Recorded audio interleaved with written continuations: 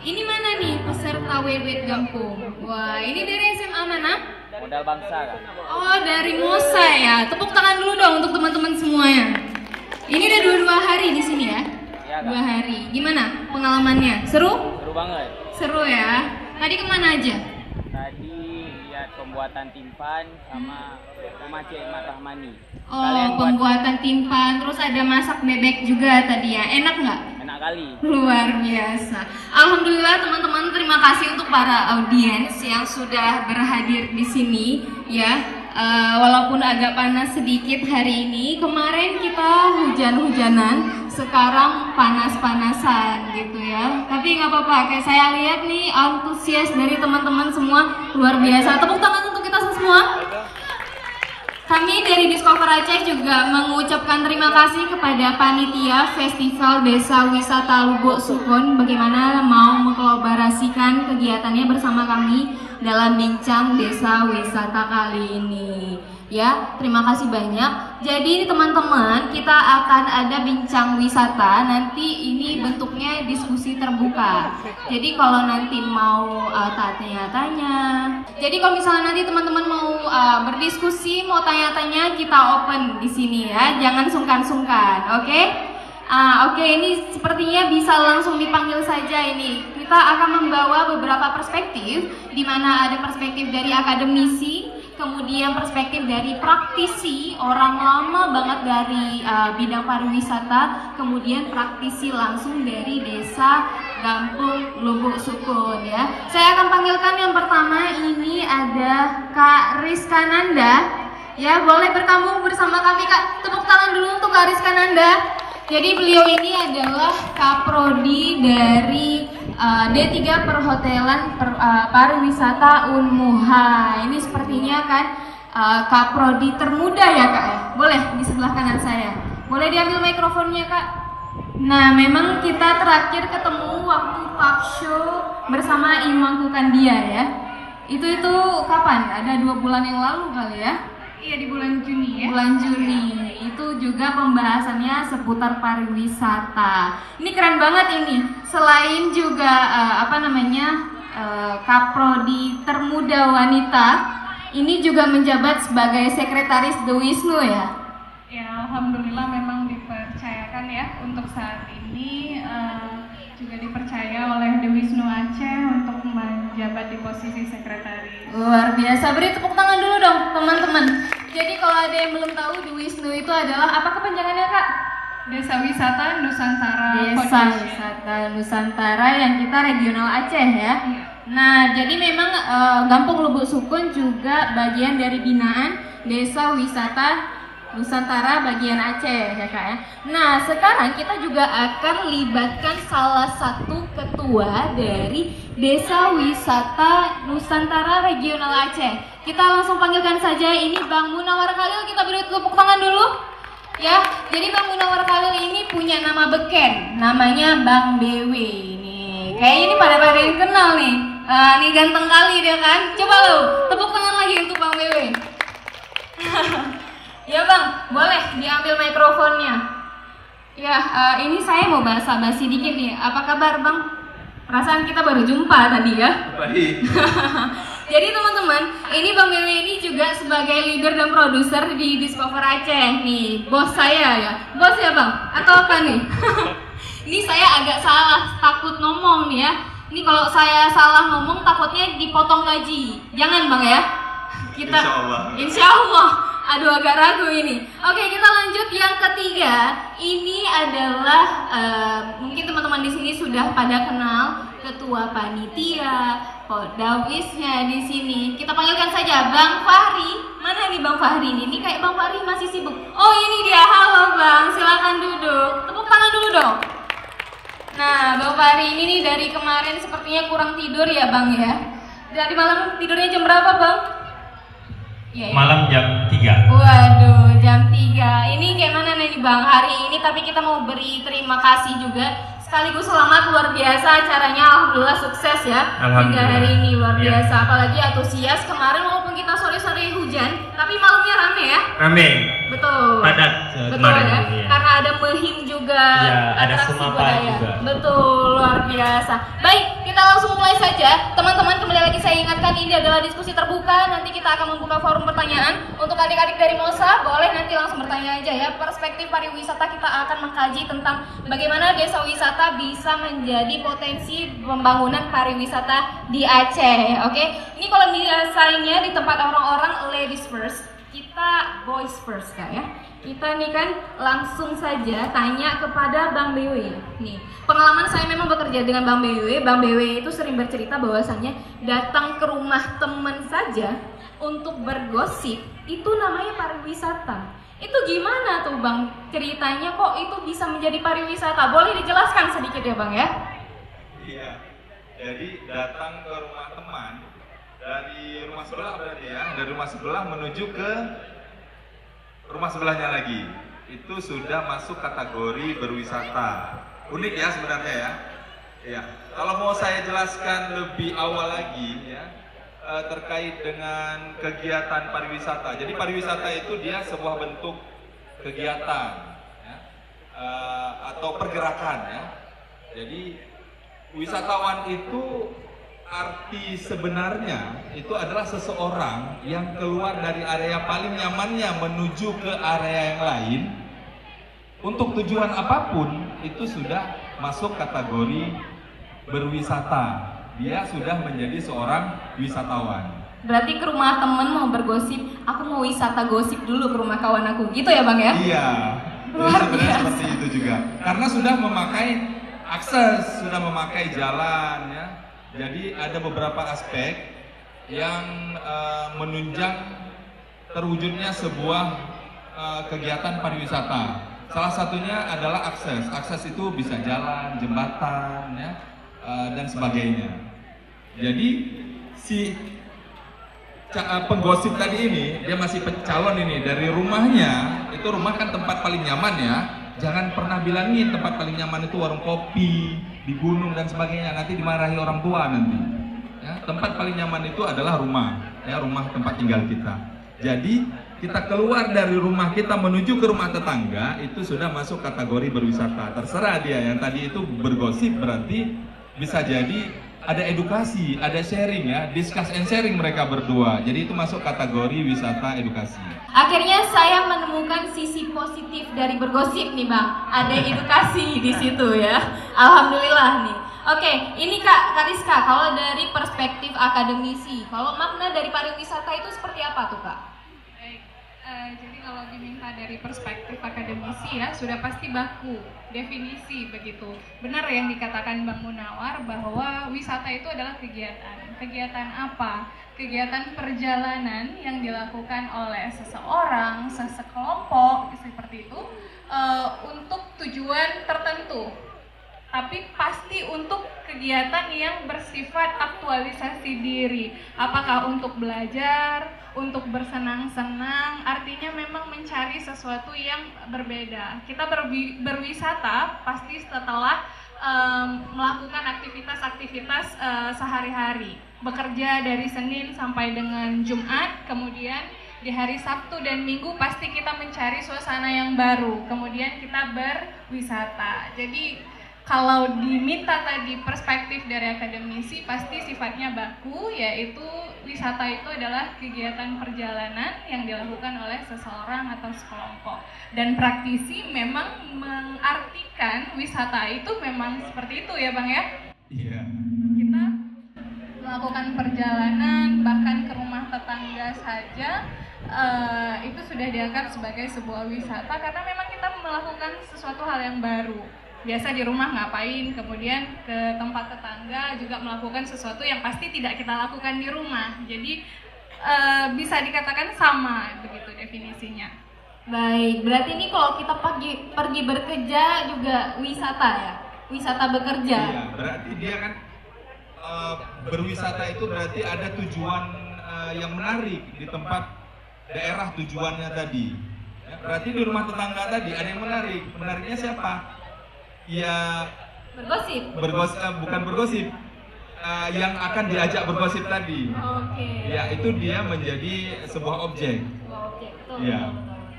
Nah, ini kalau dari Bang Fahri ini kan. Sebelumnya mungkin Bang Fahri udah menjadi Podarwis ini sudah berapa lama, Bang? Kita secara SK mungkin 2 bulan yang lalu, tapi kita sudah mulai bergerak dari tahun kemarin. Desa wisata Lebus sendiri itu ditetapkan sebagai desa wisata itu di tahun 2013. Betul. Jadi kita prosesnya sudah cukup lama sebenarnya, tapi dalam proses tersebut kita terus belajar seperti itu. Nah, sebelum menjadi Podarwis sendiri sudah paham belum bahwasanya rupanya datang ke rumah tetangga saja itu berwisata, Bang? Sudah paham belum sebelum menjadi Podarwis? Menarik tadi sebenarnya ketika saya mendengarkan paparan dari Bang BW dan juga Kariska bahwa kita sebenarnya sedang berwisata teman-teman semua. Jadi mulai kita dari bangun pagi sampai kita tidur kembali, kita sedang melakukan perjalanan wisata. Kita contohkan saja misalnya ketika kita pulang ke kampung, kita ketemu sama nenek kita dan nenek kita bercerita tentang bagaimana masa lalu ayah kita misalnya. Ketika ayah misalnya bandel dulu, nenek ikat di pohon kelapa itu gitu. Jadi kan kita akhirnya memikirkan, oh kayak gitu dulu misalnya. Dan misalnya ketika ayah dulu SD ayah pergi ke sini dan segala hal itu kan berarti wisata edukasi masa lalu, wisata sejarah juga. Jadi apa yang disampaikan Bang BW Kariska tadi bahwa memang berwisata itu ya kita sedang berwisata teman-teman semua. Jadi itu ya apa yang tergambar di diri kita dan wisata sangat identik dengan cerita. Betul. Berarti kita dari bangun tidur hingga tidur lagi sedang berwisata. Sedang berwisata seperti luar biasa. Bahkan dalam tidur. Bahkan dalam tidur pun ya. Dalam mimpi ya. Iya, dalam tidur itu kan kita menikmati tempat tidurnya kita. Ya, berarti kita memakai fasilitas pariwisata. Oh iya? Rumah kita itu bisa jadi homestay kah dia tempat tidur kita ya. Kalau kita pergi ke tempat yang lain, kita menginap di homestay, guest house sampai level tertinggi itu ada bungalows atau resort ya, setelah hotel ya. Itu berarti begitu kita tidur, berarti kita menikmati suguhan pariwisata yang memakai jasa salah satu stakeholder pariwisata yaitu penginapan.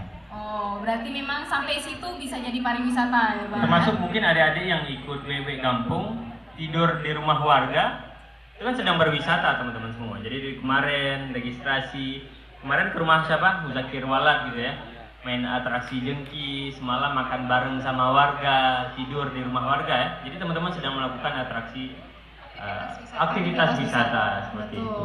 Nah ini kalau dari Bang BW nih, kan memang semua orang tahu Bang BW ini orang lama nih di pariwisata gitu kan. Apa senior kita bilangnya ya Kak ya. Udah berapa lama sih Bang sehingga Abang juga memutuskan saya mau terjun ke pariwisata, mendedikasikan segalanya demi pariwisata. Itu udah berapa lama Bang? Ini senior umur ini ya? Boleh juga Bang. Kalau kita bilang senior umur ya juga. Kalau umur ya tebak-tebak kalian sekitar 20-an ya. Ya kan beda. Masih ada yang 17 ya? 17 katanya. Masih ada yang 15, ini Haizir umurnya 10 tahun masih Bang. Aduh. Ya? Iya. Kalau Haizir ya kameramen ini 10 tahun berarti saya 17. Oke baik, jadi kalau terkait dengan pengalaman di pariwisata ya, sejatinya kalau saya ingat-ingat ya, fokus inti terjun ke dunia pariwisata itu saya rasa sekitar tahun 2002 ya. Itu ketika saya bawa teman-teman ke beberapa lokasi, itu sudah dengan packaging tour. Jadi kalau sebelumnya saya bawa teman-teman, ya kita sharing cost. Ya, kita pergi dulu sangat terkenal sekali Lok Matai di ujung Pancu. Ya, jadi kalau kita naik gunung itu sharing cost ya, satu orang 15.000, 20.000 dulu ya. Kalau sekarang mungkin dengan 50.000 per orang sudah bisa pergi ke sana. Nah karena terlalu seringnya seperti itu, akhirnya saya melihat potensi bahwa ini kalau kita kemas menjadi packaging tour, ya, saya menjadi tour operatornya, ini saya bisa kemana-mana gratis. Tujuannya ke situ itu. Tahun 2002? Iya, pertama sekali membuat packaging tour itu tahun 2002, sebelum tsunami. 20 tahun yang lalu berarti Pak? Iya, berarti 20 tahun yang lalu ya. Kalau beraktivitas pariwisata itu semenjak tahun 96 itu sudah sangat aktif sebenarnya. Oh, saya belum lahir saya. Belum lahir 96 gitu. Oh, berarti memang sejak tahun itu, Bang. Nah, jadi transisi dari tahun itu hingga sekarang perbedaannya seperti apa tuh, Bang? Proses pariwisata, pengetahuan masyarakat seperti apa tuh, Bang? Iya, kalau dulu tahun 2002 itu kita masih berproses ya. Sebenarnya sampai hari ini kita masih berproses terkait dengan industri pariwisata yang sedang kita galak-galakannya di Aceh ya. Jadi dulunya itu kegiatan pariwisata itu sangat tematik itu sangat khusus ya. Dulunya saya dikenal sebagai pemandu wisata gunung ya. Kemudian setelah tsunami itu ada potensi meng-hire tamu-tamu NGO dan domestik, wisatawan mancanegara seperti Malaysia dan Singapura yang memang sering keluar masuk Aceh waktu itu. Nah di situ kita dengan tim melihat potensi itu. Nah mulai tahun 2007 kita buat packaging tour yang mini group awalnya. Seingat saya kalau nggak 13-14 orang dengan tour leader pertama sekali saya menghandle tamu grup dan berdiri di dalam minibus kecil. Itu dengan 2007? mic di tangan. 2007 berarti transisi masa dari tsunami berapa tahun itu, Bang? 3 tahun ya. 3 tahun tsunami berarti 2004. Pariwisata bangkit secepat itu? Kalau mau kita lihat data ya, kalau by data pariwisata di Aceh itu mulai grafiknya itu mulai terus-terusan meningkat itu sejak 2015. Oke. Iya. Baru setelahnya naik-naik lagi gitu ya? Iya. Mulai dari tahun 2007 terus kemudian 2008 kita mendapatkan pengayoman pembinaan dari Dinas Pariwisata Provinsi untuk berangkat mendapatkan sertifikasi di Bali. Kita belajar menjadi tour guide waktu itu ya dengan beberapa teman-teman. Setelah dari sana kita pulang membawa ilmu guiding itu kemari. Terus Dinas Kota Banda Aceh, Pariwisata Banda Aceh juga melakukan aktivitas pelatihan kepada teman-teman sebagai guide ya. Nah, disitulah mulai berkembang pelan-pelan ya, tapi tidak terlalu signifikan. Tapi saya lihat di data mulai tahun 2015, 2016 itu meningkat drastis sekali. Hingga di tahun 2019 sebelum Covid itu jumlah wisatawan yang terdata di BPS dan di Dinas Pariwisata itu hampir mencapai 700.000 orang. Wow. Yang waktu itu Pak Nova, iya. Bagi kita itu sudah lumayan karena kita lihat perkembangan ya teman-teman tour guide bisa beli mobil sendiri. Kalau motor itu udah hal biasa ya, itu seorang guide ya, dia belum punya travel, belum punya biro perjalanan wisata yang sah, belum berbadan hukum untuk membawa tamu. Ya.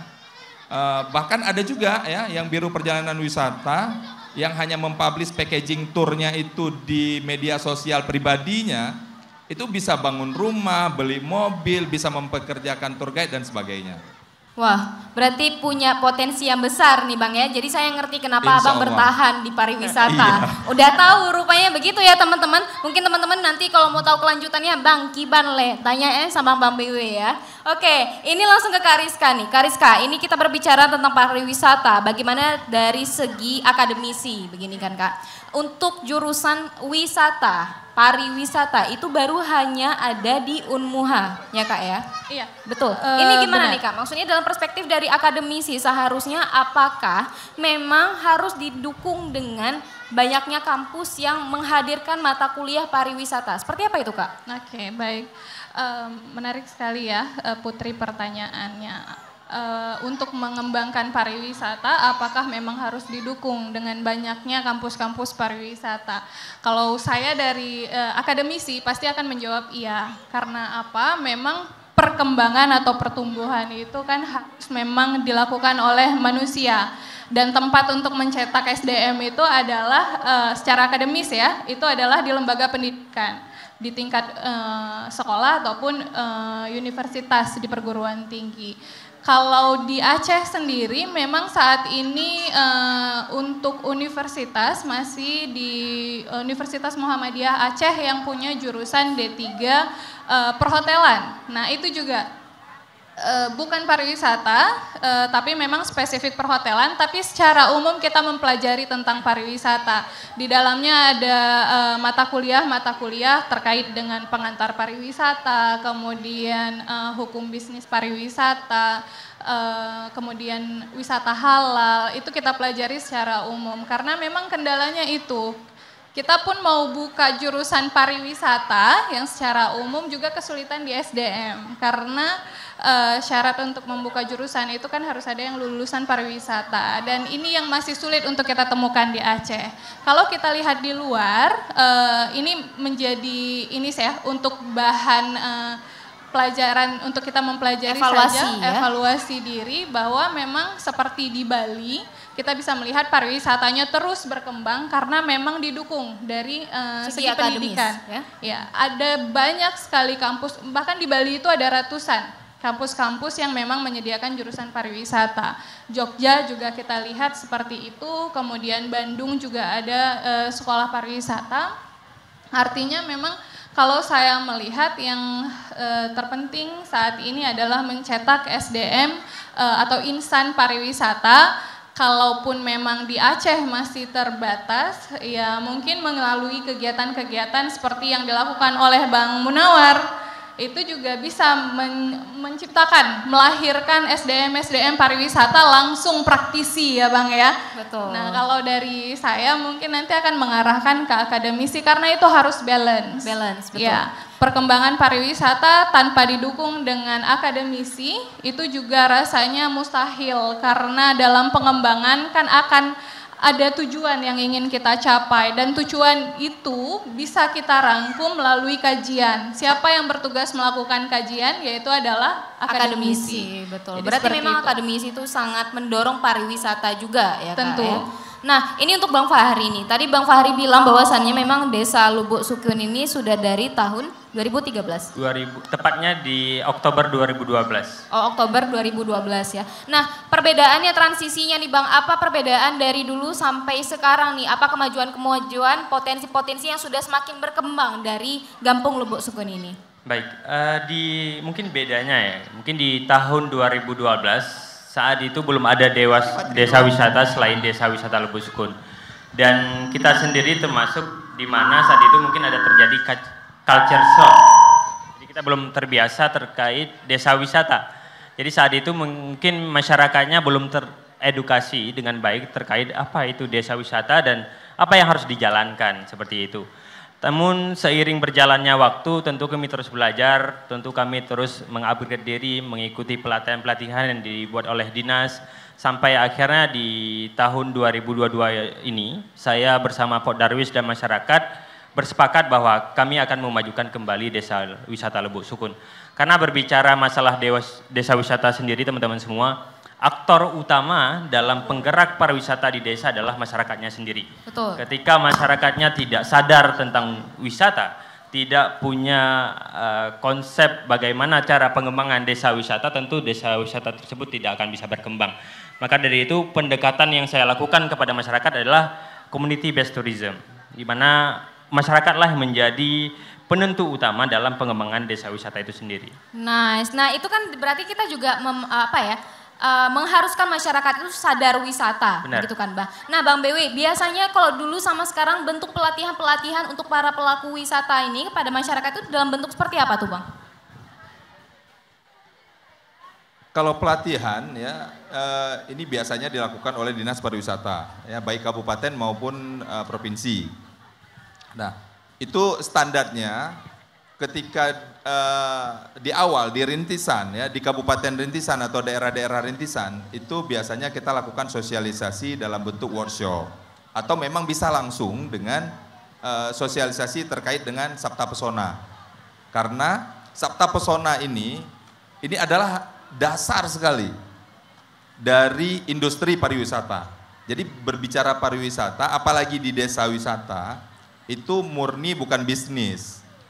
Ya, kita memang meng-up-nya menjadi industri. Jadi segala lini itu akan termasuk ke dalam bisnisnya pariwisata, yang akhirnya gabungan daripada bisnis-bisnis itu kita katakan sebagai industri pariwisata di desa wisata. Apa bedanya Bang bisnis dengan industri? Ya kalau di kita sebagai praktisi ya, bisnis itu bagi kita kecil sekali, sedangkan industri itu besar. Berarti seperti dedikasi juga seperti itu, apakah seperti itu Bang? Dedikasi? Maksudnya kan tadi Abang sampaikan bisnis itu kayaknya sangat kecil gitu, sedangkan industri besar. Iya. Dedikasi kan juga adalah effort besar seperti itu Bang. Iya, kalau bisnis ini kan kita melihat biasanya kan hanya maksimal sekali kelompok yang melakukan aktivitas bisnis. Betul. Ya. Tapi kalau industri di desa wisata itu keseluruhan. Makanya di desa wisata ini saya selalu tekankan sama teman-teman penggiat pelaku pariwisata di desa bahwa seluruh masyarakat desa itu yang itu harus terlibat, aktif bahkan, ya, tidak boleh pasif dia. Masalah nantinya dia akan pasif dengan sendirinya dan bolak-balik menjadi aktif pasif itu hanya waktu yang menentukannya. Intinya pengayoman pertama itu memang harus menyeluruh. Semuanya itu harus bersepakat bahwa ini desa mau diubah wujud menjadi desa wisata, gitu. Apakah bentuknya desa wisata adatkah, budayakah, atau apapun dia. Berarti memang masyarakatnya harus aktif. Gitu masyarakatnya harus aktif, masyarakatnya juga sebagai investor. Oke. Ya, semuanya pokoknya urusan masyarakat. Urusan masyarakat. Ini kalau misalnya kita ngomong masyarakat yang aktif, ini Bang Fahri ini kan Pok Darwis nih. Ya. Apakah karena beliau sangat aktif makanya menjadi Pok Darwis? Ini gimana nih Bang Fahri? Sebenarnya apa sih fungsi dari Pok Darwis itu sendiri? Abang ketuanya kan? Iya, baik. Seperti apa tuh Bang? Sebenarnya Pok Darwis sendiri adalah sebuah kelompok yang dibentuk untuk bisa memperkenalkan kembali ke masyarakat, memberikan edukasi terkait wisata itu sendiri. Karena kan kita butuh proses ya, dari masyarakat dari tidak sadar wisata menjadi sadar wisata tentu perlu proses, perlu adanya fasilitator. Peran Pok Darwis disinilah menjadi fasilitator, bagaimana bisa memberikan edukasi kepada masyarakat bahwa Bu Ibu, Bapak-Bapak, desa kita sudah ditetapkan sebagai desa wisata. Ada beberapa indikator yang harus kita jaga seperti kebersihan, keamanan. Itulah tugas dari Pok Darwis itu sendiri. Di mana mereka mampu memberikan edukasi, memberikan informasi terkait wisata itu sendiri. Oh, berarti memang seperti itu ya Bang ya. Ini berarti Bang Fahri ini yang teraktif nih Bang. Ini gimana nih ceritanya nih Bang? Teraktif, tapi memang saya lihat nih Bang, aktif banget muter, wah sibuk sekali. Tidurnya Bang jam Fahri. 3. Tidurnya jam 3 gitu kan. Iya, sehari sebelum pembukaan saya pulang dari sini jam 3 malam, Bang Fahri sama Pak Sekdes informasi ke saya dapatnya jam 4 kayaknya. Wah, lebih lama lagi. Iya, sedangkan pembukaan itu jam 9. Berarti mereka sepertinya harus standby sekitar jam 8 ya. Luar biasa ini. Iya, kalau dibilang aktif saya melihatnya Fahri dan tim itu aktif. Sangat aktif. Iya, Fahri dan tim. Ya, saya tidak mau menonjolkan Fahri sendiri karena saya lihat timnya kuat sekali ini. Alhamdulillah. Ya. Alhamdulillah, Ya tim itu kuat ya pasti karena leader. Betul. Salah satu yang kita syukuri juga, alhamdulillah, keaktifan dari masyarakat khususnya pemuda Lubuk Sukun ini sangat luar biasa. Tentu Pok Darwis hari ini penyelenggaraan kegiatan festival desa wisata tanpa adanya dukungan dari anak muda, dari yang cewek-cewek, cowok-cowok, bahkan masyarakat, ibu-ibu gitu ya. Bahkan sebenarnya yang paling semangat adalah ibu-ibu. Oh iya? Iya. Katanya saya flashback ketika saya masih muda. Karena apa? Sebenarnya desa Lubuk Sukun ini sendiri adalah kaya akan sejarah teman-teman sebenarnya. Jadi Lubuk Sukun itu pernah ditetapkan sebagai desa teladan di tahun 1970-an. Saya belum lahir. Belum lahir, saya juga belum lahir. Jadi saat itu memang Pak Kecik Jamin saat itu dan Bapak Muzakir Walad selaku gubernur menggerakkan desa ini menjadi desa teladan. Atraksi-atraksi seperti ini sebenarnya sudah sering dilakukan oleh masyarakat Lubuk sendiri. Jadi kita sudah terbiasa, bahkan masyarakat zaman dulu itu sudah melakukan kegiatan-kegiatan seperti ini, seperti itu. Oh, berarti memang semakin dikembangkan dan dilestarikan ya. Dan itu adalah salah satu indikator kenapa Desa Lubuk Sukun dipilih sebagai desa wisata pertama di Aceh. Wow, tepuk tangan dulu dong. Ya. Luar Jadi biasa, saat ya. itu saya ada diskusi dengan Prof. Jasman di Dinas Kebudayaan gitu ya. Beliau mengatakan bahwa ketika penetapan desa wisata pertama di Aceh, program Visit Aceh 2013 saat itu terjadi perdebatan sebenarnya. Ada beberapa desa-desa pilihan, bukan hanya Lebuk saat itu. Namun Prof. Jasman mengatakan bahwa indikator bagaimana masyarakat zaman dahulu, bagaimana masyarakat desa hidup. Kita kan desa wisata berbasis kebudayaan, itu sangat melekat di Lubuk. Jadi kita aktif itu bukan karena ditetapkan sebagai desa wisata, justru penetapan desa wisata karena melihat potensi masyarakatnya. Oke. Seperti itu. Seperti itu rupanya. Nah ini Kak mengenai tadi, ini bahwasannya melihat dari potensi. Nah dari perspektif akademis nih Kak, ini kan saya pengen tanya dulu nih karena tadi Bang Fahri ini menyampaikan beliau adalah Darwis dan timnya kuat, solid. Ini apakah memang beliau-beliau ini harus dari background akademisi gitu Kak, akademisi pariwisata. Kakak kan apa nih Kak, magister pariwisata ya? Iya. Apakah memang harus ini atau sebenarnya bebas saja, siapapun bisa menjadi pelaku wisata, siapapun bisa menjadi Darwis. Ini seperti apa Kak dari perspektif akademisi? Baik, kalau ditanya tadi apakah untuk menjadi insan pariwisata harus melalui pendidikan pariwisata, sebenarnya enggak. Yang penting pariwisata itu masalah selera ya Bang ya. Ada orang yang tertarik dengan pariwisata dan harus diakui kita semua ini adalah wisatawan. Artinya kita pelaku pariwisata, kita pelaku wisata. Dan keputusan untuk apakah saya ingin berkecimpung di dunia pariwisata itu kembali lagi ke preferensi masing-masing. Apakah memang memiliki ketertarikan di bidang pariwisata? Ada teman saya yang backgroundnya arsitek tapi aktif di pariwisata karena memang dia punya rasa yang kuat terhadap pariwisata, punya motivasi yang tinggi. Kalau kita bicara tentang pariwisata, jadi tidak melulu harus yang backgroundnya pariwisata. Coba dilihat Fahri hari ini, saya yakin backgroundnya bukan pariwisata. Apa Bang backgroundnya Bang? Secara pendidikan teknik kimia. Waduh, jauh sekali ya. Ya. Namun memang alhamdulillah sejak di kampus saya lebih menekankan diri pada Komdev, Community Development. Jadi saya mau bangun sebuah komunitas pesawat kertas di mana kita punya program beasiswa sampah. Jadi memberikan bantuan perlengkapan sekolah dari sampah-sampah kertas yang kita kumpulkan. Dari situ saya belajar bagaimana cara memanajemen tim dan segala hal. Dan ada cerita unik juga sebenarnya teman-teman terkait saya hari ini menjadi ketua Darwis. Jadi saat itu saya menikah ke sini.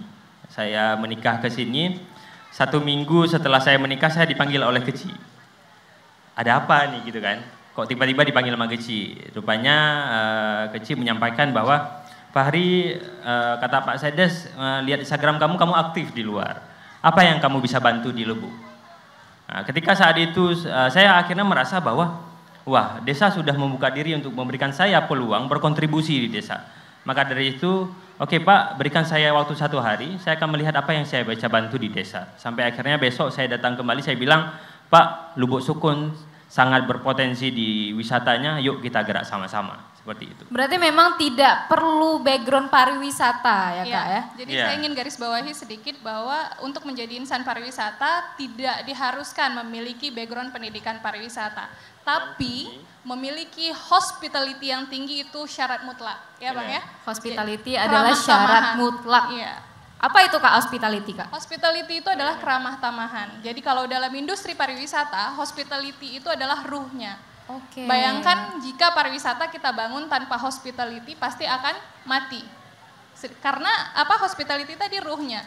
Raga kita tanpa ruh pasti akan mati. Begitu juga pariwisata. Pariwisata tanpa keramah tamahan masyarakat, pelaku pariwisatanya, siapapun itu, stakeholder yang punya kepentingan dalam pariwisata tidak dibarengi dengan atau tidak dibekali dengan hospitality yang tinggi, maka pariwisatanya saya jamin pasti akan mati.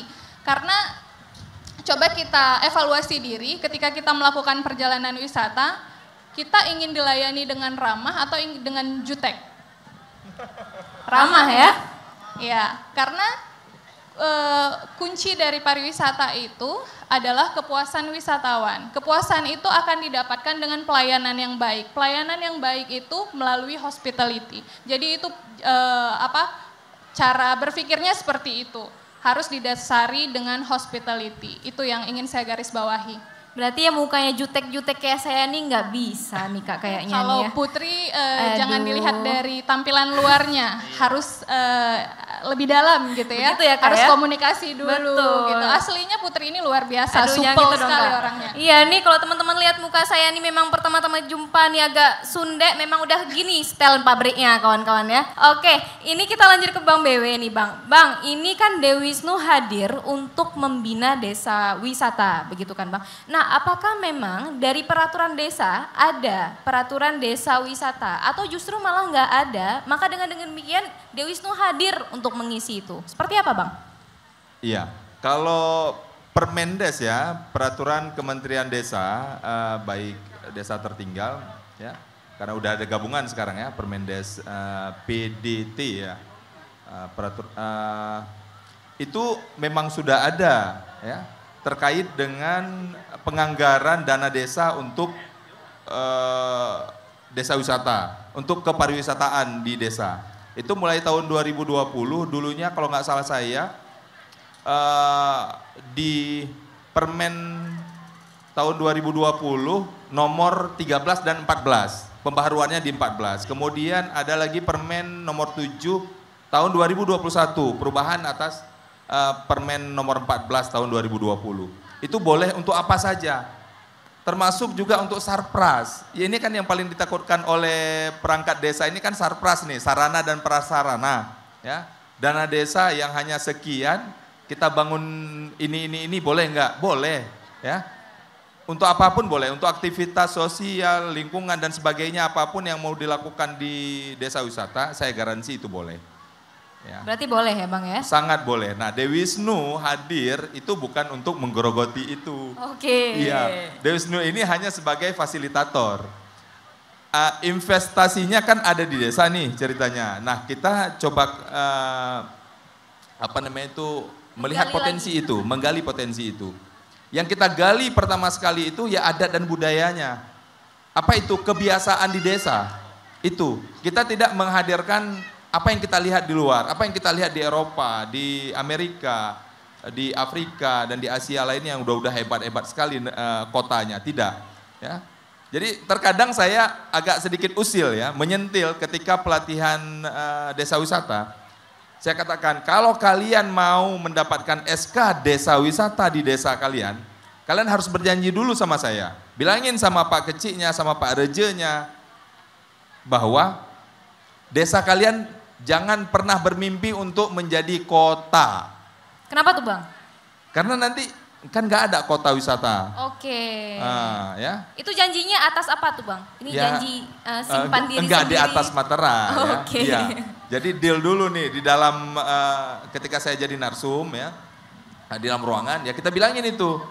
Ini ingat ya, yang kita mau bangun ini desa, gampung kalau bahasa kita, gampung, bi gampung. Ya, betul-betulan kampung ini.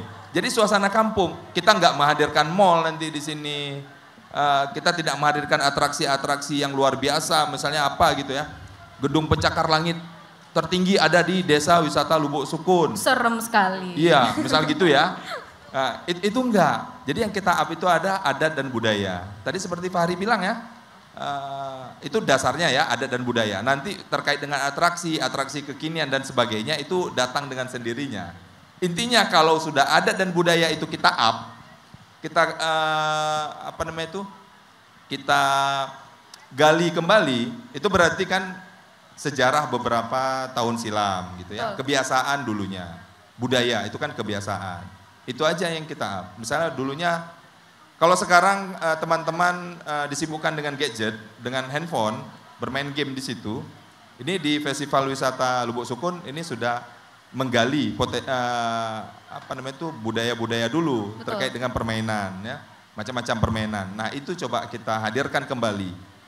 Awalnya ya memang kita tidak mutlak tidak harus konkret, datang wisatawan dari desa tetangga, datang wisatawan dari provinsi lain, kabupaten lain, provinsi lain, hingga negara lain, tidak. Kita berbicara desa wisata, ya kesadaran masyarakat dulu. Kesadaran ya? Iya, hospitality itu dalam Sabta Pesona, di dasar yang memang kita latih awalnya, pendekatan pertama sekali ke masyarakat itu, hospitality itu berada di poin ke-6. Kenapa poin ke-6, Bang? Ya, poin ke-6 itu sebenarnya terpisah dia. Ya. 5 poin pertama itu aman, tertib, bersih, indah dan sejuk. Ya, itu saya rasa mudah sekali. Nah, hospitality di Unmuha sendiri ada mata kuliah khusus ya. Oh iya? 2 atau 3 SKS ya? 3, Khusus iya, hospitality? Khusus hospitality, bukan Sabta Pesona. Tapi kalau aman, tertib, bersih, indah, sejuk tadi 5 poin pertama. Sabta Pesona itu kan Sabta 7 ya. Ya. Nah, jadi 7 pesona yang kita tawarkan. Nah itu, hospitality itu berada di poin ke-6. Dan yang terakhir ini, kalau poin ke-6-nya clear, dengan sifat-sifat dan sikap-sikap penerapan 5 poin di awal, itu jadilah dia. Apa itu? Kenangan. Oke. Iya, jadi si penggosip tadi ketika hadir ke rumah tetangganya Penggosip untuk lagi. berwisata, ya, ketika dia pulang, dia bisa membawa kenangan. Kalau seandainya teman gosipnya tadi itu keren, waktu diskusi dan sharingnya keren, rumahnya bersih, enak dia. Kalau rumahnya nggak bersih, dia nggak akan mau diskusi dalam rumah. Pasti minimal sekali di depan rumahnya, di pekarangan rumahnya. Berarti di pekarangan rumahnya itu ada sesuatu daya tarik baru. Ada pepohonan dan sebagainya. Berarti ada masalah nih di dalam rumah. Oke. Apa itu? Mungkin kurang bersih. Makanya diajaklah. Ya, ada daya tarik lain di depan rumah. Nah ini kita berbicara daya tarik nih, kita ke Bang Fahri sekarang. Bang Fahri, untuk berbicara daya tarik, seperti apa sih Pok Darwis melakukan promosinya? Kemudian bagaimana juga aparatur desa mendukung promosi dari Pok Darwis itu sendiri? Baik. Di awal kita bentuk Darwis kemarin, kita sepakat bahwa kita tidak bisa berdiri sendiri. Perlu adanya kolaborasi antar pihak. Betul. Makanya dari itu semenjak kita ditetapkan sebagai Darwis di tahun ini, kita sangat gencar melakukan audiensi dan juga kolaborasi. Salah satu kolaborasi yang kita lakukan adalah yang seperti di Instagram, kita berkolaborasi dengan Karya Media, salah satu media platform, untuk mengelola Instagram kami. Bukan berarti kami tidak mau mandiri, bukan berarti kami tidak ingin memakai punya sendiri. Kolaborasi itu penting. Tapi kolaborasi itu menjadi penting dan kami meminta Carmen untuk mengajarkan juga tim kami untuk melakukan pengelolaan media tadi. Jadi tidak ingin bergantung juga kepada mereka. Kami menyadari bahwa di awal kita harus belajar dulu. Kita nggak mau ego bahwa aku mau bisa sendiri, nggak bisa. Kita harus kolaborasi dulu, kita belajar dulu sampai akhirnya kita bisa mandiri dan kita bisa lepas dari mereka. Seperti itu juga kita melakukan di website. Jadi saat ini Lubuk Sukun punya website di lubuksukun.id, kita bekerja sama dengan Luna Studio. Tapi tetap adminnya tim kita. Mereka hanya menjadi pembuat saja, fasilitator, tapi aktor utama dalam pengelolaan website, pengelolaan media sosial di Lubuk Sukun, itu adalah masyarakat itu sendiri. Oh nice. Iya, Tetap jadi ya? tetap, itu kuncinya di sana sebenarnya. Jadi kita tidak masalah sebenarnya siapa yang akan meng-create, tapi pastikan bahwa Pok Darwis hadir di sana. Kita menjadi aktor utama, tidak menjadi penonton. Jadi kita tidak menjadi subjek, tetapi menjadi aktor. Seperti itu. Oke, nah ini kita sudah berbicara tentang pola promosi tentang masyarakat yang sadar wisata. Sebenarnya nih Kak, Bang, bolehlah siapapun mau menjawab. Apa sih sebenarnya memang tolak ukur atau potensi dari pariwisata Aceh yang mungkin hingga detik ini belum benar-benar dikembangkan, baik dari pemerintah atau dari masyarakat yang belum benar-benar sadar? Boleh, monggo. Siapa yang mau jawab ini? Atau Pom Bimpa? Kalau di Lubuk Sukun sendiri, kami menyadari bahwa potensi desa kami adalah desa berbasis kebudayaan. Budaya. Dan kita fokus di sana. Kita nggak ingin desa kami bisa gini, nggak. Kita fokus aja di desa budaya. Kita ciptakan satu identitas bahwa desa Lubuk Sukun sebagai desa budaya Aceh. Jadi ketika kita fokus di sana, jadi kita bisa mengulik lebih dalam terkait kebudayaan. Seperti apa yang akan kami lakukan ke depan adalah kita akan berkolaborasi dengan Cik Media. Betul. yang semalam melakukan semapa, kami bersepakat bahwa Cik nyo sang jut di Urau Minggu Pajanan tu tak bagi workshop semapa sih ke untuk masyarakat. Dari workshop, Lubuk Sukun? Iya, Lubuk Sukun. Jadi kita sediakan dan Cik Media bersedia bahwa tidak dibayar. Kami hanya menyediakan tempatnya saja dan mereka akan menjadi fasilitator untuk mengajarkan bagaimana teknik semapa itu. Jadi inilah yang saya bilang sebagai kolaborasi. Jadi segala sesuatu itu tidak harus uang di depan. Adanya kolaborasi, dengan adanya kolaborasi uang itu akan ada dan mungkin kita bisa kelola di sana seperti itu. Gimana nih Bang Bewe? Gimana Bang Bewe? Tepuk tangan dong. Ini keren ini. Ada itu ya, workshop. Gimana Semapa tuh, Bang dan mungkin bocoran juga ada, insya Allah nanti ke depan kita ada workshop Pak Ayun Ane. Oh. Kuncinya di sana. Kita Iya, wisata iya. berbasis kebudayaan. Jadi apa yang menjadi kebudayaan Aceh kita akan angkat kembali. Seperti tema festival kali ini itu Wo Baasai. Ya mungkin dalam pelaksanaannya kita agak sedikit ada kurang lebih, itu hal biasa. Inilah proses saya bilang. Jadi kepada Pak Darwis kita lagi berproses sebenarnya. Mungkin apa yang dilakukan oleh Lubuk Sukun hari ini latihan kita memang agak berat. Jadi kami sudah lama tertidur, tiba-tiba harus berlari kencang. Biasanya kan harus stretching dulu dan segala hal. Tapi bergerak semangat kita, nggak apa-apa. Ini bentuk kepercayaan dari dinas juga. Saya pikir Lubuk Sukun diberikan kepercayaan sebagai pelaksana festival desa wisata pertama di Aceh di Lubuk Sukun. Saya pikir ini bentuk kepercayaan yang sangat luar biasa dan ini bisa kita buktikan dengan jerih payah kita selama 2 hari ini insya Allah. Wow, luar biasa. Tepuk tangan dulu dong teman-teman semua. Ini dedikasi yang luar biasa. Itu gimana tuh Bang Bewi? Kalau misalnya desa Lubuk Sukun adalah desa berbasis budaya, apakah memang di Aceh hanya budaya-budaya saja yang bisa kita bawa dari sektor pariwisata? Seperti apa tuh Bang? Ya sebenarnya tidak cuma budaya ya. Betul. Tapi yang paling menarik di Aceh itu sebenarnya harapan wisatawan yang selama ini kita mintai inputnya untuk diberitahukan ke kita itu ya mereka datang ke Aceh itu ya kepingin tahu budaya Aceh. Yang katanya kalau Aceh itu Serambi Mekah, syariatnya bagus ya. Memang hal-hal demikian yang mereka ingin rasakan. Terus keunikan-keunikannya misalnya desanya itu bersih katanya gitu ya. Terus banyak kegiatan-kegiatan budaya sehari-hari di desa itu yang memang mereka ingin lihat. Berarti memang itu adalah hal yang menjadi daya tarik bagi pariwisata. Salah satu daya tarik mungkin di kebudayaan tadi. Iya. Cuman kita juga harus melihat bahwa banyak sebenarnya potensi di Aceh ini. Tergantung bagaimana kita menjadi identitas di sana. Oh ada desa punya potensi di lautnya. Mereka fokus di pengelolaan laut. Maka itu akan menjadi sebuah identitas baru dan itu bisa dipromosikan. Nah, itu kuncinya di sana. Kuncinya di sana. Kita tahu potensi kita apa, kita tahu kurangnya kita apa.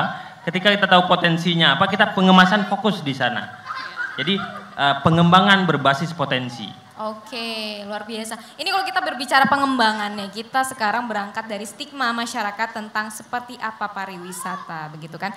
Kita mungkin berusaha untuk mengembangkan potensi-potensi, tapi ada pernah yang mengatakan jangan sampai dikembangkan tapi malah dieksploitasi.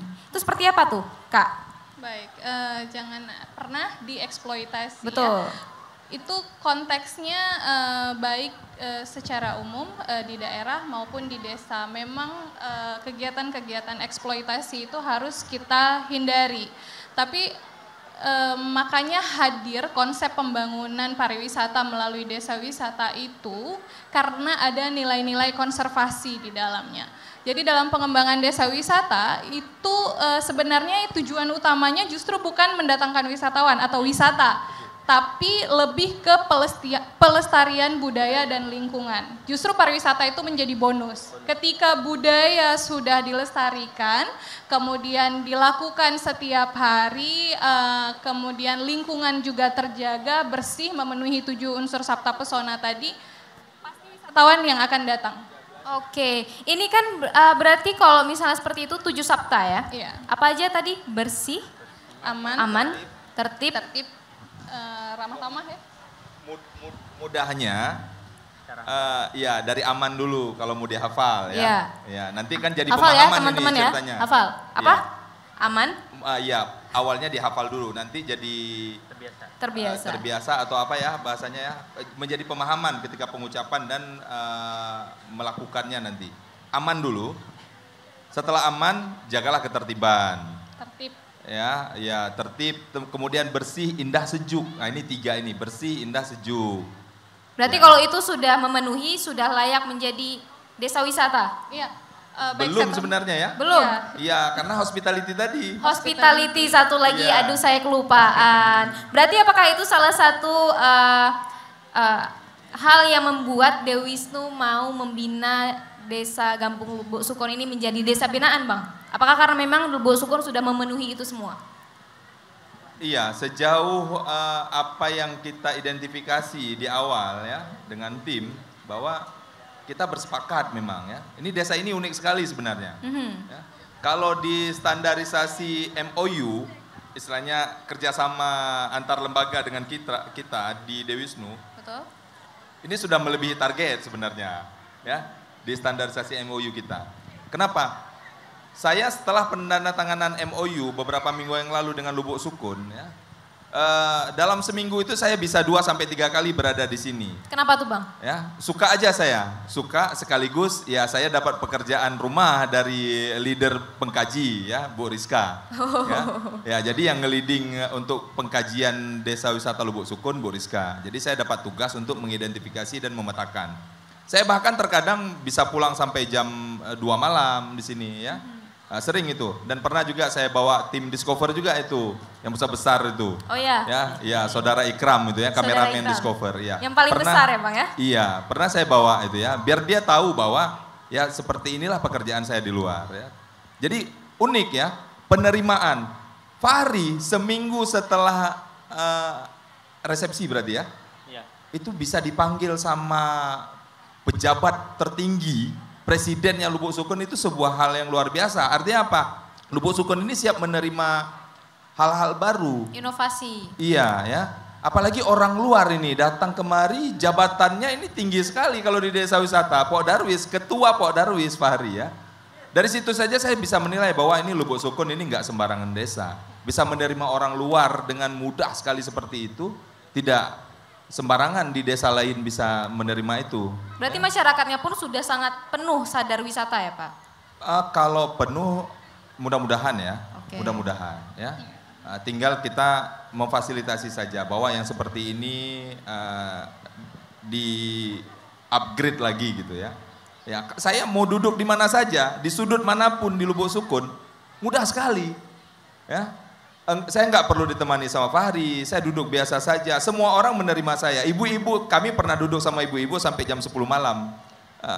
Ada 1-2 orang yang berada di sini ya. Ibu mana Ibu? Ayo muncul Ibu. Jangan angkat tangan Bu, ya, nanti ketahuan nanti. Ngaku ya. Bu, ngaku. Ya. Ngaku Bu. Ya, jadi memang seperti itu ya, bahagian daripada identifikasi potensi dan pemetaan. Terus ya kita lihat-lihat. Jadi makanya saya yakin ya semoga ya, insya Allah ya.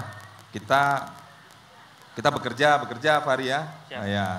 Semoga masyarakat terus-terusan mensupport kita gitu ya. Cuma kalau memang Abang boleh duduk di mana aja sampai pagi di sini, berarti masyarakatnya sangat sadar wisata dong. Iya, sebenarnya itu sebenarnya ya. Iya. Karena aman tadi itu sebenarnya bukan lingkungannya aman. Jadi Sabta Pesona ini sebelum kita implementasi di lingkungan ya, itu harus di diri kita dulu. Aman itu kita yang memberikan rasa aman. Saya bisa hadir ke Lubuk Sukun, duduk sama Fahri atau duduk sama siapa, pemuda di sini, orang-orang tua di sini. Orang tua itu yang menawarkan rasa aman ke saya, bukan lingkungannya. Betul. Ya, bukan lingkungan. Kalau lingkungan udah ada polisi, udah ada tentara, ya udah ada Satpol PP dan sebagainya. Bahasanya seperti itu. Ada pos kamling di sudut-sudut desa. Tapi keamanan yang diberikan oleh warga desa ke saya itu yang membuat saya betah di sini sampai larut malam. Bersihnya lagi, ya. Ya alhamdulillah sampai hari ini saya belum berjumpa dengan orang Lubuk Sukun yang berbau badan. Iya. Alhamdulillah ya. Jadi nyaman kan duduknya. Ya. Tertib. Gitu juga tertib. Kemarin itu sebuah fenomena, saya udah keliling Aceh entah kemana-mana ya. Kemarin itu bagi saya fenomena, kita dari pagi di sana masak bersama-sama ya. 120 kilogram daging dimasak bersama di sana. Seluruh warga desa datang duduk bersama-sama di sana. Dengan rapi. Antri, tidak ada yang ribut. Sampai saya lihat ibu kecil aja, ibu kecil Lubuk Sukun itu bagian antrian terakhir. Tidak ada yang bilang, Bu silakan ke depan Bu, potong ini jalur. Pejabat Tidak ile ada. itu nggak ada ya? Itu kan petinggi nomor 1 kalau bagi ibu-ibu kan. Betul. Wah, Ibu luar Presiden biasa. kan? Tepuk Iya. tangan dulu dong untuk masyarakat Lubuk Sukun. Ini bisa segitunya, rapinya, tertibnya, ini harus ditiru ini dengan kampung-kampung lain ya Bang Iya, ya? setelah perempuan baru laki-laki Wah, gitu ya. luar Iya, biasa. laki-laki Iya, pun itu gitu, ladies first. santai aja. Ladies first ya, walaupun di sini Iya. boys first Iya. ya. Cuman nih Bang Fahri, mengenai tentang kita dari tadi tuh bahas positif-positifnya terus. Apakah ada nilai negatif menjadi desa wisata dari Kampung Lubuk Sukun? Ada nggak nilai negatifnya? Saya lebih melihat kepada tantangan sebenarnya.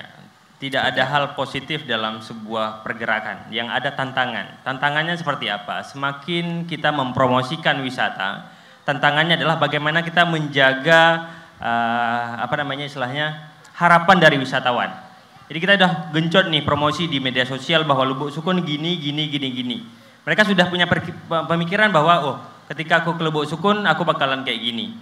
Nah, sanggup nggak kita menjaga ekspektasi itu di desa? Berarti tentunya harus ada strategi. Adanya strategi itu tadi ya, Pak Darwis harus bekerja sama. Bagaimana nantinya kita mampu menghadirkan apa yang menjadi ekspektasi mereka, bahkan harusnya lebih kayak gitu. Itu yang pertama. Yang kedua adalah semakin kita promosikan, semakin banyak orang yang mau datang ke desa.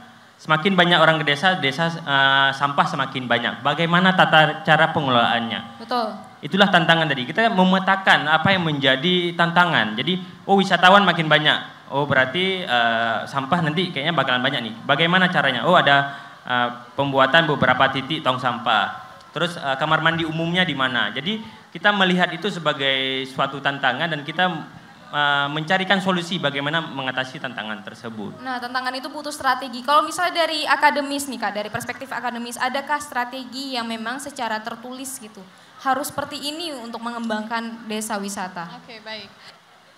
Pengembangan desa wisata itu seperti kerjasama ya antara Dewisnu dengan Lubuk Sukun yang sudah dilakukan. Tahapan pertama itu adalah identifikasi. Itu identifikasi potensi, baik alamnya, budayanya, sejarahnya, atau justru masyarakatnya. Karena bisa kita lihat hari ini seperti yang tadi sudah dijabarkan oleh Bang Munawar dan Fahri, partisipasi masyarakat Lubuk Sukun ini kan luar biasa. Dan itu sudah memenuhi konsep desa wisata. Karena prinsip desa wisata itu yang pertama adalah partisipatif. Partisipasi masyarakat dari semua level, baik dari pemerintah desanya sampai masyarakatnya itu harus berperan secara aktif. Karena memang mereka sebagai subjek pembangunan, bukan objek ya, bukan objeknya. Bukan pemerintah datang membawa proyek masuk ke desa, melakukan ini, itu, kemudian masyarakat nanti ya, pasti cerita eksploitasi tadi. Ya, berkaitan dengan eksploitasi tadi. Jadi pemerintah Aceh juga melalui Dinas Pariwisata sekarang sudah sepakat. Tidak ada lagi pengembangan yang seperti itu Bang ya. Tapi memang muncul dari inisiatif masyarakat, permintaan dari masyarakat seperti yang dilakukan oleh Lubuk Sukun. Masyarakat ini kan yang paling tahu potensi di desanya. Jadi tahapan identifikasi potensi itu juga harus melibatkan sepenuhnya masyarakat. Kemudian dari tahapan identifikasi potensi tadi kita akan berlanjut ke tahap pengkajian. Di dalam proses pengkajian itu tadilah potensi tadi diolah sedemikian rupa, kita lihat potensi mana yang paling tinggi di Lubuk Sukun, kemudian mendapat persetujuan dari masyarakat, sepakat atau tidak sepakat bahwa misal ya potensi budaya tadilah yang akan kita tonjolkan sebagai identitas. Karena pengembangan desa wisata itu harus berkarakter. Kebanyakan bisa kita lihat di beberapa daerah kecenderungan desa wisata itu kayak maaf kita bilang latah gitu ya. Oh desa A udah jadi desa wisata nih, ayo kita sama-sama. Kemudian terjadi duplikasi, kita ngikut-ngikut. Lubuk Sukun potensinya yang lebih mengarah ke budaya, kita kembangkan juga budaya. Mungkin di desa mereka ada budaya, tapi mungkin minim atau tidak ada, kemudian meniru. Jadi efek peniruan itu bisa saja terjadi sehingga pengkajian identifikasi potensi dan kemudian kita olah itu sangat penting untuk mencari tahu karakter desa itu mengarah kemana. Mungkin ke alamnya, mungkin ke sejarahnya, karena kan jenis pariwisata itu banyak sekali. Banyak sekali. Nah, kalau misalnya dari tadi yang kakak sampaikan tentang strategi-strategi itu, apakah nih untuk Bang Bewe juga Kak Rizka ada desa selanjutnya yang akan dikunjungi untuk dikaji dan akan dibina? Itu ada nggak? Perjalanan selanjutnya ini kemana nih Bang Dwi? Silakan Bapak Ketua. Silakan Bang. Iya. Rahasia nggak ya? Aduh, jangan dong. Iya. Penasaran kita. Iya, sejatinya kita tetap ya, maunya kita kan per kabupaten dengan identifikasi masing-masing desa itu ada. Kalau di pendataan awal kita tahun 2019 ya. Jadi ini ceritanya ini kan kemitraan dari Dewisnu dengan Dinas Pariwisata ini sudah berjalan bertahun lamanya gitu kan. Ya. Seharusnya booming desa wisata itu berada di posisi tahun 2020 atau selambat-lambatnya 2021 sudah ada beberapa pilot project desa wisata unggulan di beberapa daerah prioritas pariwisata di Aceh ya. Jadi ada beberapa kabupaten yang memang kita akan tonjolkan desa wisatanya, minimal sekali ada satu. Nah, ini karena terjadinya Covid selama 2 tahun di kita, nah kita mulai aktif kembali di tahun ini ya. Kita Dewisnu sangat disupport kuat oleh Dinas Pariwisata khususnya di bidang destinasi ya. Itu ya tahun ini kita benar-benar coba memikirkan itu. Nah, terkait dengan adakah selain Lubuk Sukun yang bakal bermitra dengan Dewisnu? Siap-siap, mungkin nih Itu kampung pasti kawan-kawan ada. nih. Siapa nih Bang? Ya, Ada? itu pasti ada. Oh, nggak boleh minta sebut merek banyak, ya? Bang, ya? Iya, cuman kita kan maaf kita bilang bukan maksudnya kita terlalu profesional atau apa ya, punya standar terlalu tinggi gitu ya untuk bermitra dengan Dewisnu, tidak. Semua desa boleh. Ya. Ya. Untuk awalnya tidak ada standarisasi, kita cuma mau lihat pergerakan mereka. Ya. Nah, hari ini standarisasi itu bahaya sekali karena Lubuk Sukun membuat standarisasi di Dewisnu. Waduh, tepuk Ya. tangan dulu dong. Iya. Wah, Nah, Lubuk jadi mau Sukun. tidak mau desa lain itu ya sebelum ber-MOU dengan kita ini ikhlas ya. Tanpa MOU pun kalau kita memang diajak ke desa itu untuk sosialisasi, kita siap ya. Tanpa mereka berikan anggaran pun tidak apa-apa. Yang penting waktu kita cocok dengan kegiatan yang mereka mau lakukan gitu kan. Nah, kita akan hadir ke desa itu ya. Kita akan sosialisasi, begini loh. Nah, karena begini loh Lubuk Sukun hari ini, mau tidak mau ke depan kan kita harus ceritakan itu. Betul. Ya, begini loh desa wisata gimana? Lihat Lubuk Sukun. Nah, gitu. Sudah ada ya iya, standarnya. Iya, ya. Jadi Tapi seperti itu. Perlu juga itu Bang sebenarnya, adanya pilot project, adanya salah satu 2 minimal desa wisata yang menjadi desa wisata percontohan. Ya. Jadi nanti mungkin desa-desa lain yang kami punya potensi ini nih, gimana cara belajarnya? Mungkin bisa saling belajar kayak gitu. Oh. Iya. Jadi iya. desa wisata tuh jangan identik dengan persaingan. Justru kita bekerja sama memajukan Aceh dengan identik masing-masing. Wih, keren banget. Tepuk Iya. tangan dong. Itu baru ya. Iya. Nggak ada Jadi jangan pernah persaingan. berpikir bahwa desa ini bersaing dengan desa yang enggak. Kita baik dengan potensi kita masing-masing. Kita bisa tumbuh, kita bisa berkembang dengan potensi masing-masing seperti itu. Jadi sama seperti orang kayak gitu ya. Jangan yang menganggap orang lain itu sebagai musuh kita, enggak. Kita punya potensi sendiri, dia punya potensi sendiri. Yuk kita kembangkan sama-sama. Kembangkan sama-sama. Iya, nah itu bagian dari Sabta Pesona. Sabta Pesona itu Iya, itu bagian bagiannya. dari Sabta Pesona ya. Tidak melihat orang lain itu sebagai musuh. Kan itu aman tadi ya. Ya. Poin pertama sekali, memberikan keamanan ke orang. Nyaman dia berada di sisi kita. Itu artinya kita sudah mensifati ataupun bersikap Sabta Pesona. Sabta Pesona. Nah, ya di industri pariwisata jangan coba-coba bermusuhan dengan pelaku pariwisata. Itu fatal sekali. Fatalnya seperti apa Bang? Ya, ya seperti Bu Rizka bilang tadi, ya, itu bakal down dia, bakal kalah dia. Oke. Ya, dia mungkin mampu eksis dalam setahun, 2-3 tahun gitu ya. Tahun keempat kalau sifat dan sikapnya belum berubah, dia itu bakal ditinggalkan. Personil tadi itu bakal ditinggalkan. Itu banyak sekali. Banyak kuliner yang memang dulunya MOU dengan tour guide dan sebagainya, ketika memang di perjalanannya itu tidak sesuai dengan kesepakatan MOU, ya. Ada corporate rate dan sebagainya lah ya dalam istilah-istilah travel agent ya. Nah itu mereka menganulir itu, ya, itu bisa collab itu, banyak itu ya, apa itu rumah-rumah makan yang collab, ya, bermusuhan dengan satu orang tour guide, bermusuhan dengan driver wisata dan sebagainya, ya, driver wisata discuss and sharing dengan kita komunitas, akhirnya ya itu jadi masalah itu. Hotel demikian juga, ya, tour guide juga demikian. Kita ada Dewan Kode Etik, ya, dulu saya di HPI sebagai Dewan Kode Etik, ya. Itu juga demikian, kita sidangkan itu. Nggak bisa lagi beraktivitas dia kalau terlalu parah apa yang dia lakukan di lapangan. Jadi seperti itu. Nah, Sabta Pesona itu penting sekali. Mungkin sedikit saya tambahkan ya.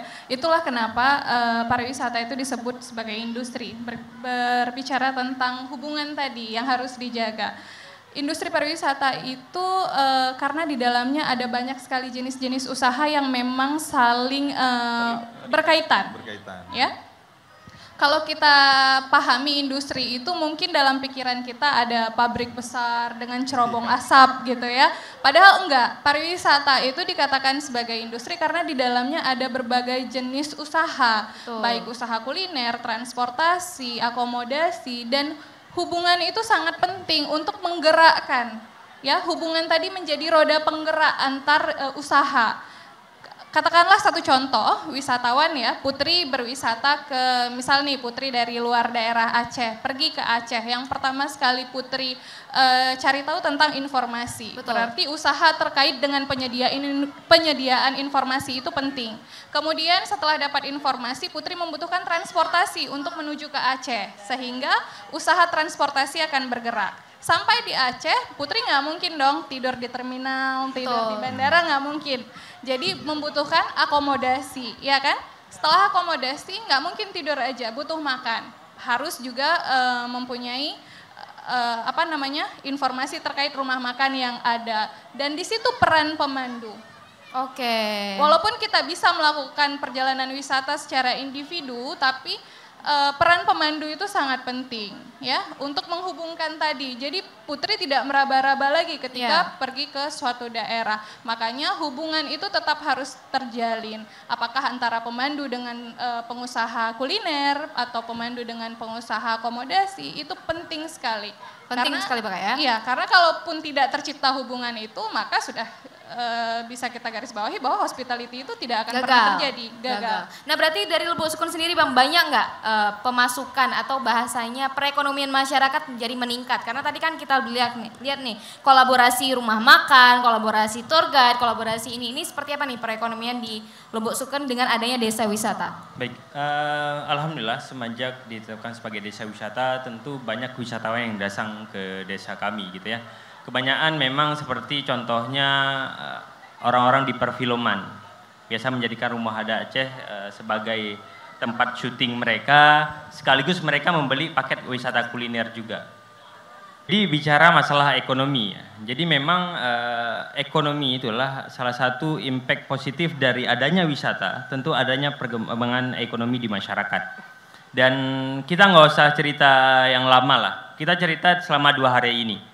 Bayangkan berapa UMKM yang tertampung di festival kali ini, bahkan tidak hanya UMKM desa saja, UMKM yang sekeliling-sekeliling juga ada. Betul. Perkiraan kami semalam, kami sudah hitungan-hitungan kasar, ada sekitaran 15 sampai dengan 20 juta perputaran uang di festival kali ini. Tepuk tangan dulu dong, keren banget ini, luar biasa. Kemarin itu yang sudah kami rekap di salah satu stand di UMKM itu ada 4 juta perputaran uangnya.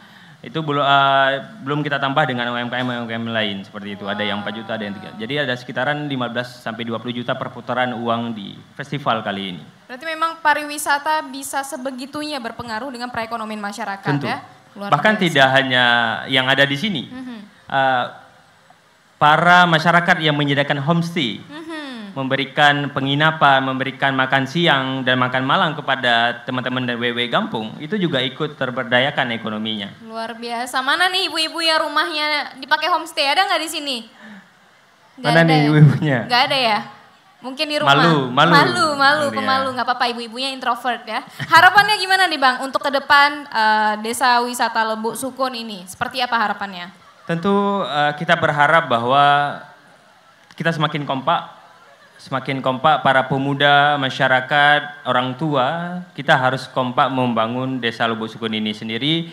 Seperti yang kita tahu bahwa apalah arti rencana tanpa ada aksi yang baik. Betul. Kuncinya di sana, kita boleh merencanakan apapun itu, tetapi ketika implementasinya tidak sesuai dengan apa yang kita rencanakan, maka itu juga tidak sesuai. Maka kuncinya, aktor utamanya di masyarakat itu tadi. Betul. Saya basicnya sebenarnya kreator, menciptakan ide-ide kayak gitu. Tapi alhamdulillah seiring berjalannya waktu, saya akhirnya menjadi eksekutor juga. jadi memang keadaan ya memaksa untuk menjadi eksekutor. Jadi alhamdulillah. Dan dukungan pemuda, pihak kampung, masyarakat itu menjadi kunci ya, karena kenapa Lubuk Sukun hari ini siap untuk maju kembali dalam istilahnya pengembangan di desa wisata di Aceh. Luar biasa. Kita siap go lagi lah. Gitu. Go lagi ya, siap tempur lagi ya, tepuk tangan dulu dong. Nah ini untuk teman-teman ya, kalau mau nanya ya, kita ada 3 door prize. Gitu, jadi yang nanya pertanyaan terbaik akan kita kasih kado rahasia dong. Bismillahirrahmanirrahim. Assalamualaikum warahmatullahi wabarakatuh. Perkenalkan, nama saya Muammar Faza Izzuddin Duha, perwakilan dari SMA Negeri Modal Bangsa. Ingin bertanya ke Bang BW. Seperti yang kita tahu, di Aceh ini banyak sekali desa-desa yang berada di pelosok yang jauh di sana yang mungkin memiliki potensi pariwisata yang sangat besar, baik dari kebudayaannya, dari sejarahnya maupun dari aspek yang lain. Saya punya 2 pertanyaan Bang. Yang pertama, apakah Desa Wisata Nusantara akan berusaha menemukan desa-desa yang memiliki potensi pariwisata tersebut, dan yang kedua, apabila desa tersebut ditemukan, bagaimana cara komunitas Desa Wisata Nusantara untuk memaksimalkan potensi pariwisata yang ada di desa tersebut. Sekian, terima kasih. Wassalamualaikum warahmatullahi wabarakatuh. Waalaikumsalam warahmatullahi wabarakatuh. Ini langsung dijawab atau kita terima pertanyaan dari teman-teman lain dulu nih Bang? Langsung dijawab aja, langsung mana tahu dijawab. nanti nggak jadi nanya lagi yang lain. Oke. Ya, dengan jawabannya. Iya. Oke, silakan Bang. Ya baik, ini menarik sekali ya. Pelosok ceritanya ya. Ya, desa tertinggal sekali gitu ya. Ya, insya Allah ya. Alhamdulillah juga ya. Sampai saat ini kalau untuk kecamatan ya. Kecamatan di Aceh, apalagi desa-desa terpelosok, Abang sendiri sudah pernah masuk. Ya, alhamdulillah sampai hari ini udah clear masalah desa, kita sudah tahu yang mana pelosok ya, seperti Lesten, Tampur, ya. Terus mana lagi? Kamu mau contohin apa misalnya? Kamu orang mana? Oh, Aceh Besar ya, ya. Kalau di Simelu itu ada Sibigu, Alafan, dulunya terputus, jalurnya hanya via laut ya. Ada orang Simelu di sini? Gak ada ya? Ikram orang Simelu, Ikram. Iya, jadi, oh ya Ikram orang Simelu ya. Ikram sendiri itu belum pernah ke Alafan ya, Ikram ya? Nah, orang Simelu belum pernah ke Alafan, tapi alhamdulillah saya sudah ke sana. Ya, niatan saya seperti ini.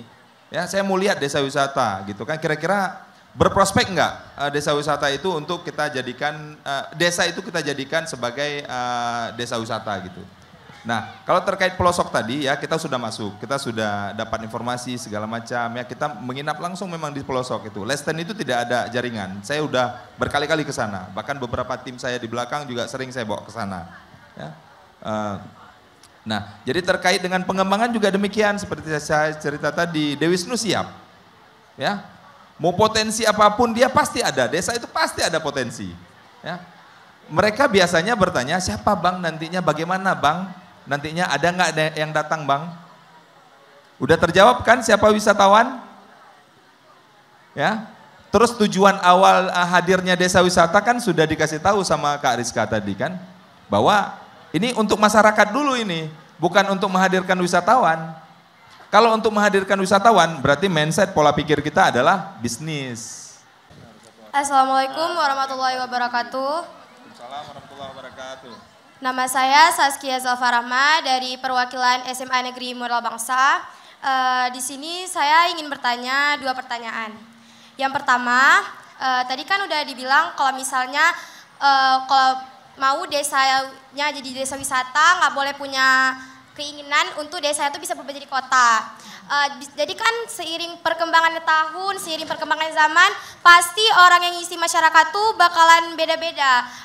Mindset yang dimiliki pasti juga akan berkembang. Misalnya nanti 20 atau 30 tahun ke depan yang jadi aktivis masyarakat kayak Bang Fahri itu punya keinginan buat ubah desa wisata nih jadi kayak kota lah. Misalnya jadi kayak pengen kembangin, mungkin nanti bakal ada yang diubah atau nanti budaya-budayanya ada dihilangin. Misalnya hal itu terjadi, apakah julukan desa wisata tuh bisa dicabut atau gimana gitu?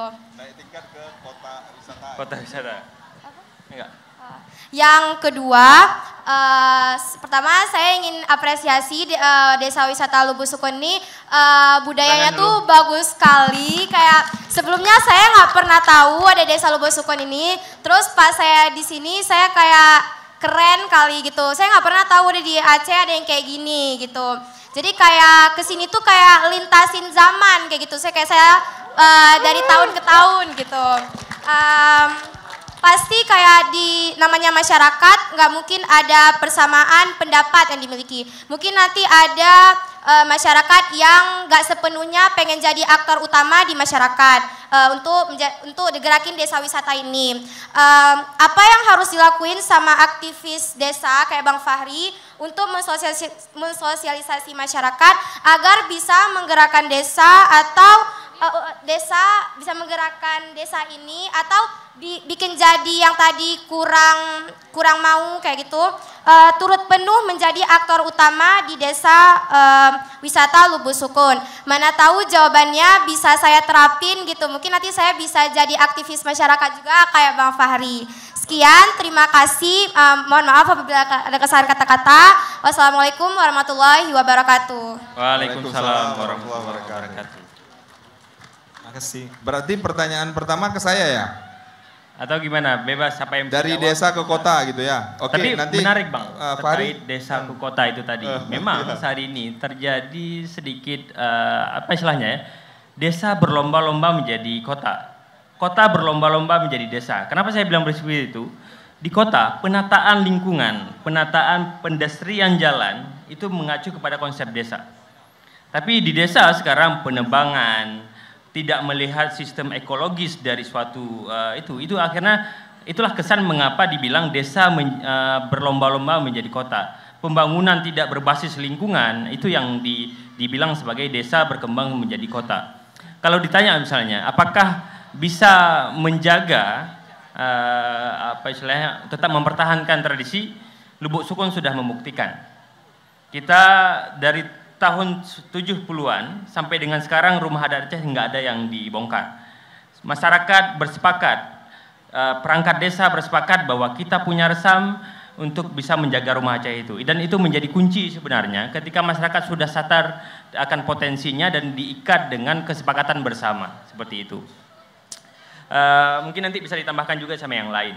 Jadi menarik tadi kenapa inilah di masyarakat ya. Jadi desa, lucunya desa berlomba-lomba menjadi kota, kota berlomba-lomba menjadi desa. Jadi ini harus yang di-clearkan juga sama-sama. Terkait bagaimana cara menjadi fasilitator di masyarakat. Kuncinya di Pok Darwis sebenarnya. Bagaimana nanti saya bersama tim Agam dan Inong dari Lubuk Sukun ini mensosialisasikan kepada masyarakat kami bahwa Bu, kita desa wisata. Kita harusnya bagaimana cara kita menyambut tamu, bagaimana kita memberikan pelayanan. Nah, untuk itu saya pengen tanya dulu nih, kayak mana kesannya 2 hari ini gimana? Bagus?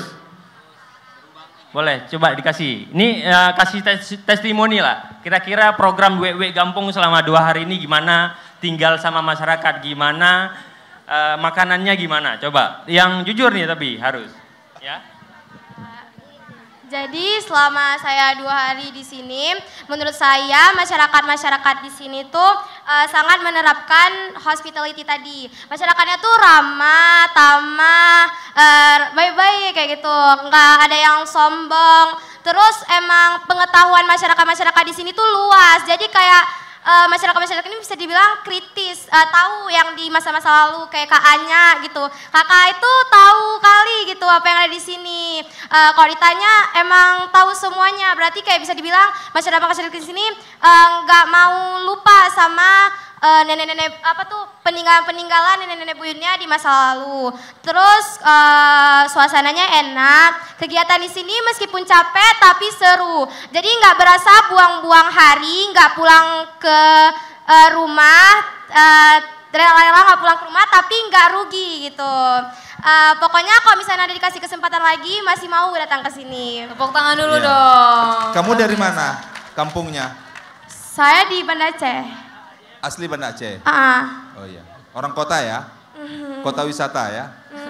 Iya. Makasih. Ya, jadi sedikit ditambahin, tadi kan terkait dengan upgradingnya desa wisata menjadi kota wisata, apakah SK-nya dicabut atau tidak, itu urusan kembali lagi ke warga desanya. Masihkah mereka mau eksis di SK desa wisata atau mereka mau berubahnya, tapi tetap mau tidak mau kan kalau di Aceh ini kan karena adanya kanun UU-PA ya, itu kan gampung ya. Kalau di Banda Aceh, Aceh Besar ini yang bersuku Aceh ini kan gampung dia. Ya, gampung wisata berarti dia tetap walaupun dia wujudnya udah ada mall di situ, terus pohon udah ditebang semuanya, rumah-rumah adat sudah nggak ada lagi ya, dia tetap gampung. Ya, masalah SK itu nggak masalah. Tetap aja biar aja SK di situ. Berarti perlakuannya sudah berbeda. Kalau dulu orang datang ke kampung wisata itu memang yang mau dilihat adalah budaya dan sustainable tourism, ya, keberlangsungan lingkungan di sana seperti di Lubuk Sukun, pagarnya itu dari bakte ya dan sebagainya. Itu yang mau dilihat, tiba-tiba bakte itu udah berubah menjadi gerbang-gerbang besar pakai remote control dan sebagainya ya. Dari jembatan sudah terbuka pintu gerbangnya segala macam seperti itu, pohon-pohon ini sudah tidak ada lagi. Apakah masih mau wisatawan dari luar datang ke Lubuk Sukun hanya untuk melihat pagar-pagar dengan remote-remote itu? Kan kembali lagi ke pertanyaannya ke desa masing-masing gitu. Ya, terkait SK nggak ada masalah, pegang aja SK-nya. Ya, jadi ini terkait dengan kemasan saja sudah berubah. Menarik. Gitu juga dengan apa yang kita lakukan di Podarwis sebenarnya. Saya selalu katakan di teman-teman Podarwis bahwa misi kita di sini tidak hanya mendatangkan wisatawan, tapi lebih besar daripada itu adalah misi penyelamatan kebudayaan yang sebelum katakan oleh Kak Rizka tadi, bahwa kalau masyarakat tidak kita edukasi, tidak kita sadarkan terkait desa wisata, bisa jadi 10 tahun ke depan pagi-pagi bakte dipotong. Rumah-rumah Aceh yang sekarang berganti menjadi bangunan-bangunan. Makanya perlu adanya Podarwis di desa tersebut sebagai fasilitator, penyadaran yang selalu memberikan edukasi seperti ini untuk bisa menjaga mimpi dari tokoh-tokoh kami zaman dahulu. Lubuk Sukun ditetapkan sebagai desa wisata itu tahun 2012, bisa dibilang 10 tahun yang lalu. Ayahanda kami, bunda kami menetapkan cita-citanya desa Lubuk Sukun menjadi desa wisata. Dan apa yang kami lakukan pada hari ini adalah suatu misi untuk merajut kembali asa dari melakukan hal tersebut seperti itu. Jadi kita terus menjaga mimpi-mimpi orang tua kami. Iya, jadi seperti Bu Rizka bilang tadi, ya, wisatawan yang datang itu bonus dia, ya. Tapi bisa jadi bonusnya kelewatan ya. Iya, mudah-mudahan nantinya ya. Ya, intinya seperti Bang Fahri bilang ya, kita mau mengembalikan budaya yang ada di Lubuk Sukun, pemahaman terkait dengan Sabta Pesona. Itu saja. Baik, luar biasa. Beri tepuk tangan dulu dong. Ini juga adiknya semangat sekali ya. Saya gemes banget dengar suaranya gitu kan. Orang Mosam yang pinter-pinter gini ya? Iya ya. Ya, nanyanya ngeri-ngeri kali ini. Kritis-kritis sekali. Oh, iya, pesaing orang Lubuk ini. Jangan-jangan orang Lubuk semuanya sekolah di Mosa. Iya, jangan-jangan. Aduh. Oke, yang terakhir. Yang mana tadi, Kak? Yang itu. Yang mana? Baik, terima kasih. Megah tat mangat di kue timpan, pulom tapadu ngan ikupi. Assalamualaikum dari Luntuan, kemandum merakan di Lubuk ini. Di Aceh Raya na kuah belangong, lepah mekenang mangat tarasa. Lepah tat kompak agam ngan inang, Masyarakat Lubuk Sukun luar biasa. Tepuk tangan. Baik, terima kasih atas kesempatannya. Saya ingin bertanya kepada Bang Fahri. Saya mendengar tadi bahwasanya Bang Fahri sebagai konseptor awalnya. Bagaimana, apa motivasi Bang Fahri ketika Bang Fahri menjadi eksekutor? Awalnya kan Bang Fahri sebagai konseptor. Akan tetapi Bang Fahri keluar dari zona nyaman sebagai konseptor menjadi eksekutor. Dan yang kedua, bagaimana seiring berjalan waktu berkembangnya desa wisata Lubuk ini. Apa tantangan dan hambatan dari semenjak Abang mengembangkan desa wisata Lubuk Sukun ini? Terima kasih. Wassalamualaikum warahmatullahi wabarakatuh. Waalaikumsalam warahmatullahi wabarakatuh. Terima kasih atas pertanyaannya. Jadi terkait beralihnya saya, bukan beralih sih sebenarnya. Tadi katanya bahasanya keluar dari zona nyaman. Saya agak kurang setuju dengan kata keluar. Saya lebih sering menggunakan memperluas zona nyaman. Jadi kita memperluas apa yang sudah kita punya, kita perluas. Saya hari ini menjadi konseptor. Ke depan saya bisa jadi eksekutor, saya ke depan bisa jadi apa lagi. Jadi memperluas zona nyaman. Jadi kenapa hari ini saya akhirnya menjadi eksekutor? Yang pertama adalah saya terlanjur jatuh cinta dengan Lubuk Sukun. Selain jatuh cinta, awalnya tetap sama istri saya awalnya gitu ya. Pastinya.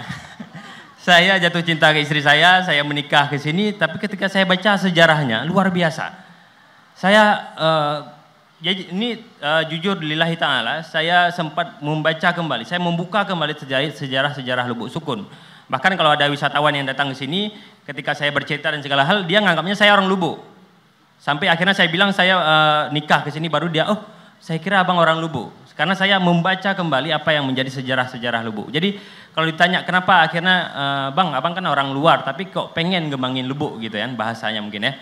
Karena saya terlanjur jatuh cinta dengan Lubuk. Betapa kayanya, betapa luar biasanya Lubuk Sukun hari ini.